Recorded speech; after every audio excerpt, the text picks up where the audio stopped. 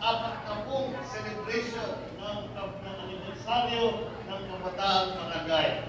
Ay maraming salamat at gaya na sabi ko, ay siyempre nakakataba naman ang puso na makita kayo, nandiyan pa rin kayo. Actually, ang natutuwanan, bago ko pumunta rito kanina umaga, nakausap ko si Ko Amy. Sa kanya, meron kaming konting tulong-tulong ng mga KB ng Manila at mga ibang lugar. At kaya sabi ko, sana makapunta ka. Kahit nandito ako sa Ilocos, marami kong ginagawa at hindi ako makakarating. Kaya sabi mo, pagpapadala na lang daw siya ng mensahe. Galing sa kanya, through me. At ang kanyang mensahe sa kanyang ng inyong boss ID, sa inyo, na mula ngayon, ang KP, ang kahulugan, ay katandaang barangay na.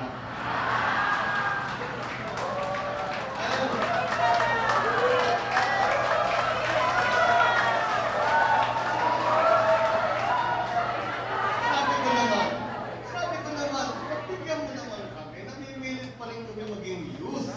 Kaya wala, sabi ko, kahit ano ang gawin ninyo, kahit na ang makeup ang isuot ninyo, kahit ang panaritoke ang gawin ninyo, katatano kayo, nakatanda ang barangay na kayo. Eh, alam mo naman yung kapatid ko yun, masiga pa sa akin, kaya wala na. Kaya ngayon, it is official.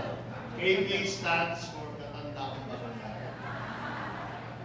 Pero mamaya magtatanong ako sa inyo, sino yung last batch? Sino yung first batch? Wala nga amin yung first batch. Lahat last batch. Sino ba first batch? Sino ba first batch? This is where it all began. O second batch, sino nandito? Second batch. Ayun, pasabi ko. Last batch. Yes. Hindi ko napasok ko. Kahit ako, hindi ko talaga makalimutan. Talagang iba yung pagsasama, yung samahan ng Kabataang Barangay. At hindi lang yung camaraderie, at hindi lamang yung pagkakaibigan, kung hindi yung trabaho na ginawa natin. Alam niyo that recently, kakapasalan namin ng SK Reform Bill. Ang nangyari dyan ay nung parating ang SK election, ang dami nagreklamo, lalo na yung mga congressman, na sinasabi na i-abolish na daw yan, ay wala kong ginagawa ng SK. At maraming problema, marami silang reklamo, marami silang pagbintas, marami silang sinisisi sa SK, etc. Eh sabi ko, kung may mga problema man, ayusin natin. At sabi ko, gawan na lang natin, ayusin natin ang SK para maging mas reactive, para mas pinagawa may mas magawa ang ating mga youth movement. Kaya itong sinasabi ko, kung sinisimulan ko nasulat yung reform bill ng SK, sabi ko, ano ba talaga ang gusto natin? Ano ba talaga ang dapat natin gayahin? Ano ba? Kung hindi, ang KP. Bakit naman? Bakit natin sasabihin? Bakit kagayahin natin just because yan ang youth movement ng panahon ng father ko? Hindi tayo dyan. Siyempre, makita natin, ang isang katangian na talagang over the years, kitang-kita ko. Lahat ng dumaan ng makinig, lahat ng dumaan ng KB, ay tuloy-tuloy pa rin nasa servisyo publiko. In some way or another. Either naging kandidato na, naging governor na, naging senator na, o nasa gobyerno, nasa department, nasa staff ng congressman, o naging mayor na sa lahat. I would say 80%. That is just an estimate sa mga nakakausap ko. Pero 80% siguro nang nasa KB, kahit in one way or another, masasabi mo, nasa servisyo publiko pa rin. At nakikita mo, kayo, magkakasama pa rin, you are still in touch with one another, nagkakausap pa kayo, at talagang may pinagsamahan. Kaya, tinatanong ko, yan, pinag-report kayo ng trainer ninyo, tinatanong ko, pag nag-i-able IB, sinasabi ko, ito na napunta sa akin, yung pagsulat ng SK. Siyempre, yung pinakamagandang nakita kong youth movement, yung KB. paano ba na-notice ko, gusto kong makuha yung nangyari sa mga dumaan ng KB training na pagkalabas nila, talagang pumasok sila, buong loob na pumasok sa servisyo publiko. Tapos hindi na umalis. At talagang, not necessarily in government, but always in public service in one form or another. So, tinatanong ko yung lahat ng mga nag-train sa inyo, lahat ng mga namumuno ng KB. At isa ang sagot sa akin. Kaya yung mga SK, yung mga SK ngayon, yung mga kabataan dyan, diba, para malaman ninyo kung ano yung maiba. Sinasabi ko, bakit ang KB kahit paano nasa servisyo publiko pa rin? Bakit ang KB kahit paano parang buo pa rin? Isa lang ang sagot ng lahat. Sabi, kasi yung training namin may ideology.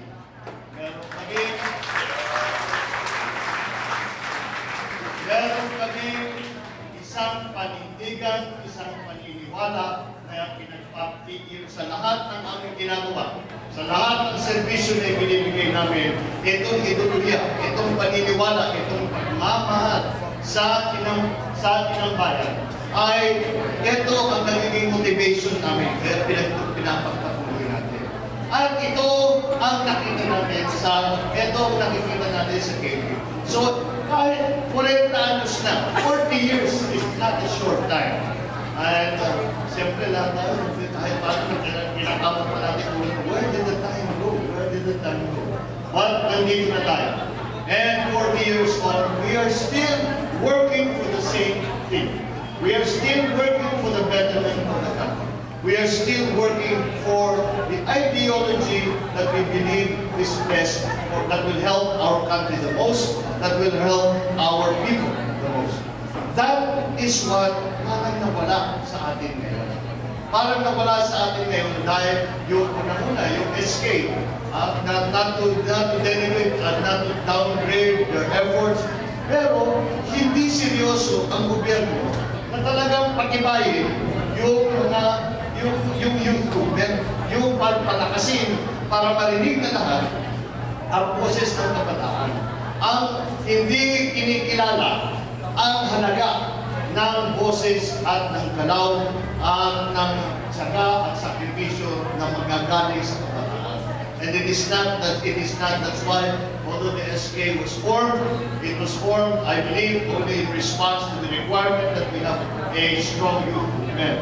Parang hanggang ngayon, siguro yung mga KP na chairman, mga KP chairman, siguro pag pinento ninyo kung ano yung mga trabaho ninyo noon bilang KP, under the office of the President, hindi nila makapaniwala na ibibigay yung ganyang kapangyarihan sa mga kabataan.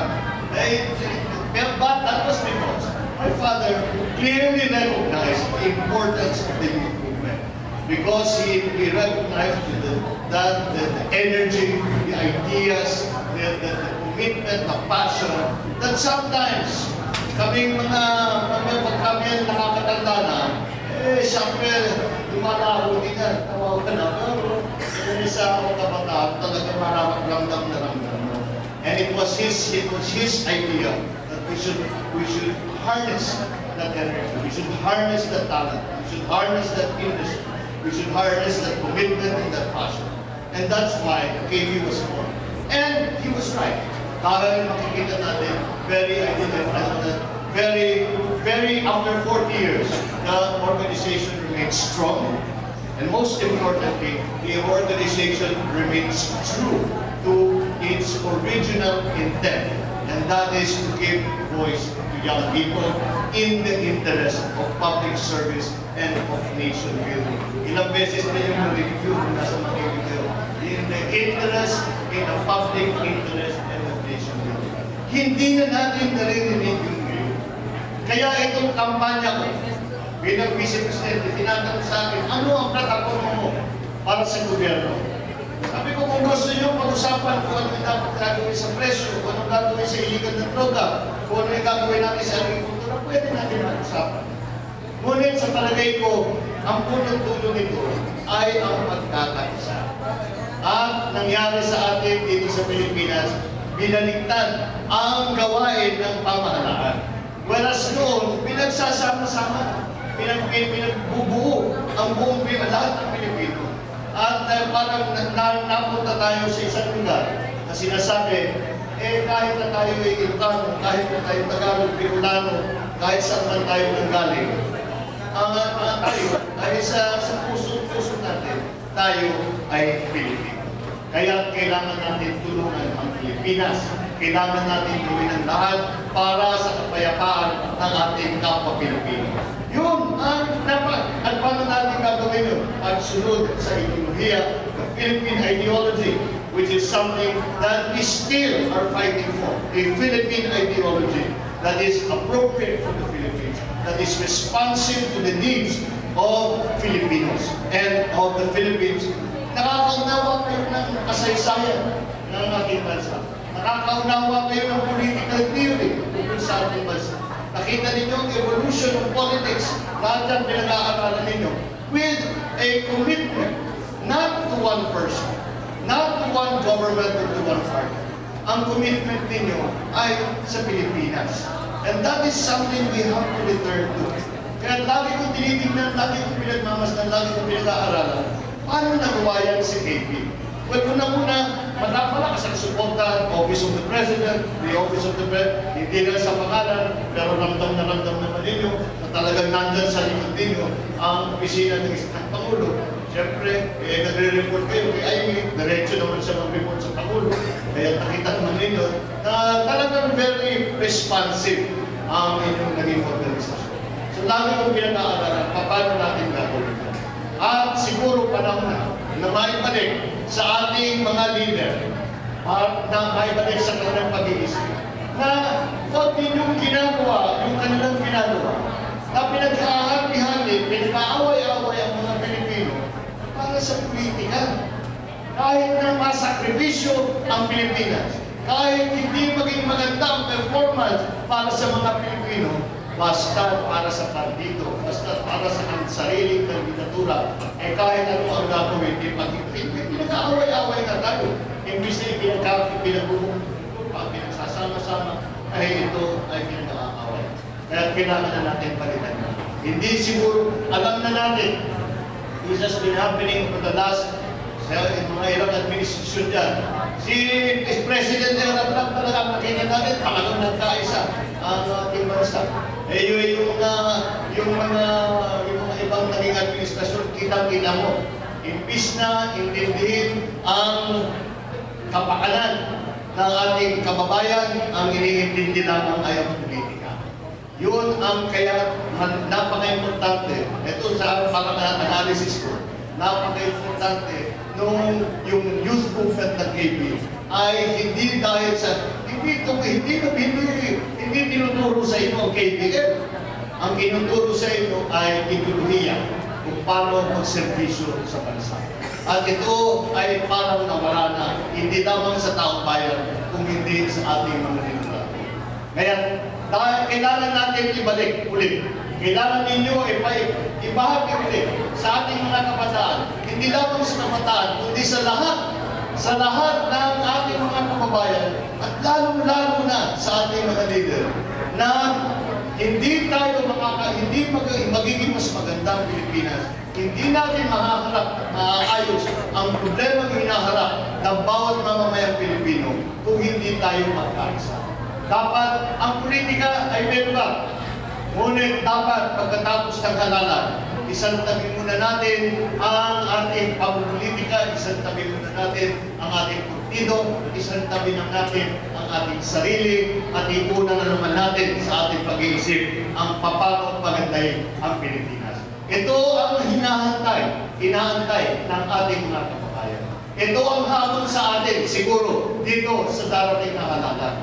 Kaya siguro dapat natin turuan ang ating mga kasamahan, ang ating mga kakilala, ang ating mga kamag-anak, na kailangan natin maghanap ng mga kandidato na sa darating na halalan na masuportahan para naman ang itong mga kandidato ay magtatrabaho para pag-isahin uli ang ating bansa, para maalala ulit na tayo Pilipino lamang ang magmamahal sa kapwa Pilipino. Ang mga Pilipino lamang ang tutulong sa Pilipino. Kung hindi tayo ang gagawa, walang gagawa sa atin ang pagandahin ng Pilipinas. Walang gagawa para sa atin na magbibigay ng ginhawa kahit na kaunti lamang sa ating mga kababayan. So it is up to us. And that is the challenge that we face. That is the challenge that we have always faced from the very beginning of this movement. That is a challenge, and it seems that those challenges, although we have met them and we have faced them, and in some cases we have succeeded in the face of those challenges have remained unanswered today and in the past years. It is time for us to once again remind ourselves of the ideology that we held central to all our principles. To that ideology that everything should fall by the wayside in the effort of nation building, in the effort of helping our country. Ito ang hamon sa atin ng ating mga kababayan. Ito ang inaasahan at pinapangarap ng ating mga kababayan. Panahon na siguro na ibalik natin ang pagkakaisa ng ating minamahal na Pilipinas. Let the unity, let the healing begin here. Maraming salamat at